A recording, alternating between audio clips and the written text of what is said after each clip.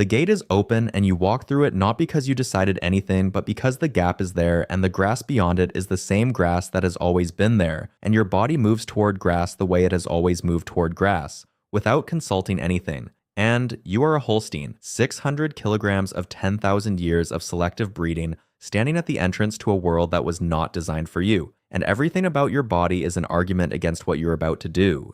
Your udder is too heavy, your frame too wide. Your instincts softened across generations of human management into something that waits rather than acts, and your ancestors were aurochs, massive violent animals that fought wolves and crossed continents and existed as a living proof of what large herbivores become when the world requires everything from them. And humans spent 10,000 years editing that animal into you, breeding for milk so extreme your body generates volumes no calf could consume, breeding for calm and size and the docility that makes an animal manageable inside a fence. And now the fence is open and you walk through it. And this is where the story begins. The first night establishes the terms without negotiation. There is no roof, wind moves differently in open space. Every sound carries information. The barn never required you to process. Coyotes locate the younger animals by scent before sunrise, and the first loss happens before the herd has covered 3 kilometers, and water must be found rather than approached in a trough. And grass exists everywhere, but not all grass is the same, and the body learns this through the educational quality of feeling wrong after eating something that looked identical to something that felt right. And the selection begins immediately, not in a generation, not after decades, but in the first weeks. Because the animals that survive the first winter are already a different composition than the animals that walk through the gate, the heaviest milk producers are burning energy they cannot replace. Their bodies optimized for a system that no longer exists. The most docile animals hesitating at moments when hesitation decides whether a calf survives the night.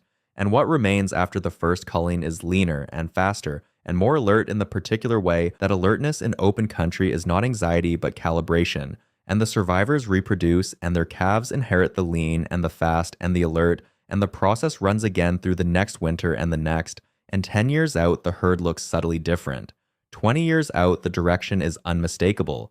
The horns that domestic breeding reduced to stubs are beginning to return because the genetics for horn growth were never removed, only suppressed by selection for something else. And now something else is no longer the pressure.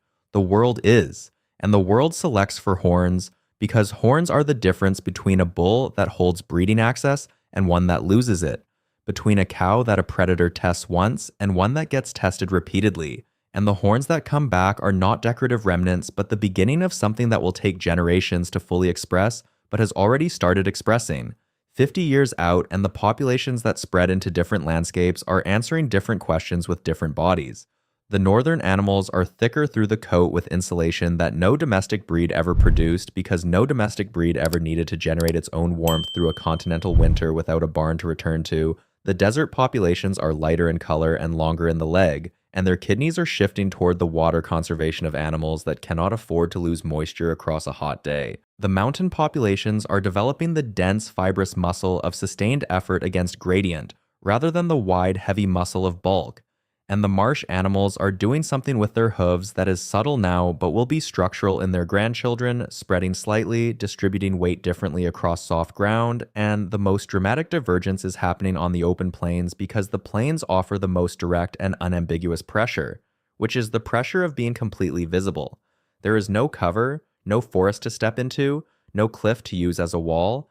Everything that hunts you can see you from the same distance you can see it. And the only available answers are speed and size, and the social behavior of animals that have learned the herd is a technology, that the circle with young in the center and horns facing every direction is more effective than any individual solution to the problem of predators in open country. And the plains cattle are developing this, not because anything instructed them, but because the groups that had it in latent form survived at higher rates and the groups that scattered did not. And behavior that survives gets reproduced, and reproduction is the only mechanism that matters. 100 years out, and the word cattle no longer accurately describes what is crossing the interior grasslands. These animals are taller through the shoulder and lighter through the belly. Their legs longer in the way. Legs lengthen when distance becomes a daily requirement. Their skulls heavier through the forehead where horn attachment demands bone. Their necks muscled for carrying horns and for the work of fighting for the right to reproduce. And the predators have responded to all of this, which is the detail that accelerates everything. because predators responding to prey means prey must respond to predators responding to prey. And this loop is the engine of faster change than either side would undergo alone. The pursuit predators developing around expanding cattle populations are selecting against the slow and the isolated and the calves that fall behind. And the cattle are selecting for the fast and the cohesive and the calves that keep pace. And both sides are being shaped by each other across the same time scale in the way that arms races always move faster than uncontested evolution. And 500 years out, a seasonal migration crossing a continental grassland is not recognizable as descended from domestic stock. The animals move as a wave with the coordination of those who have been making this journey long enough for the route itself to be encoded in what they are. Calves born oriented toward the correct direction, not because anything explained it, but because the calves that were not oriented fell behind, and their line ended there. The bodies are what 500 years of plain selection produces. When plain selection is the only thing doing the selecting, endurance and sustained pace and the lung capacity for distance across elevation, their horns are weapons that adult predators have learned through their own generational memory to approach with specific respect. And the social structure is rigid in the way that survival makes structure rigid. Individuals whose instinct positions them at the outside of the formation when threat appears surviving at higher rates than those whose instinct does not. And this selection on instinct is as direct as any selection on bone. 1,000 years out, and distinct lineages are diverging from each other fast enough to be called separate species by any definition that matters.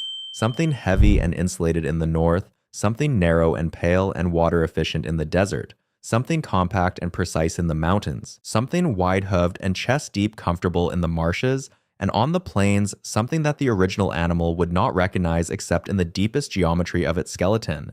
The surface is entirely the product of what the plains required and what survived providing it, and the ecosystem has organized around their presence the way ecosystems always organize around animals large enough to matter. Predators timing reproduction around calving season, scavengers following the herd's passage, smaller animals working the disturbed ground behind thousands of hooves for what the disturbance exposes, birds using the thermal created by massed warm bodies moving through cold air.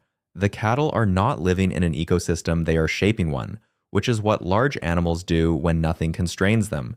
10,000 years out, and the plains lineage is something that requires different language than anything domestication produced. Enormous through the shoulder and deep through the chest, their herds moving with the seasonal growth across latitudes in migrations that have been running long enough to have worn routes into the landscape itself, and somewhere in their genetics buried under 10,000 years of wild selection laid over 10,000 years of domestic selection.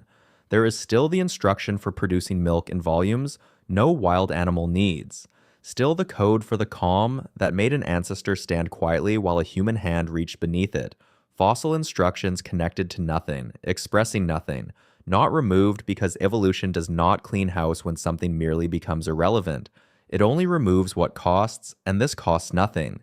It is simply residue, and at dawn on a grassland that has not seen a fence in longer than memory can reach, a herd is already moving. They were moving before the light and will be moving after it. The lead animals reading wind and reading the way grass moves when what is in it is not wind, and the herd following because following the ones who read correctly is the oldest reliable decision available to any of them.